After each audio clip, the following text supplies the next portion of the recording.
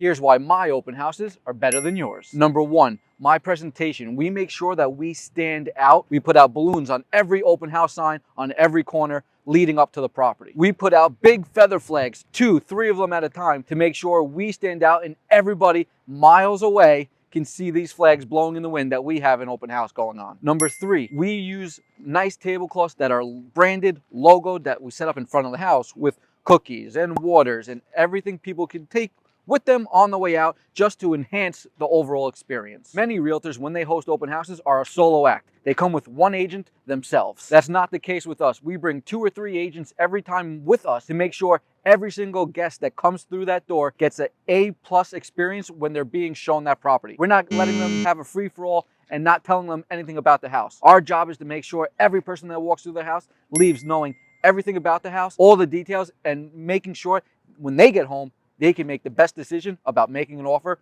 and not have to guess, did they remember this or remember that? And yes, we don't take photos with our cell phone. We take professional photography. We make floor plans so you can see all the sizes of the bedrooms, the living rooms, etc., and the total square footage of the home. People want to know these things, and stop using your cell phone for all your photos.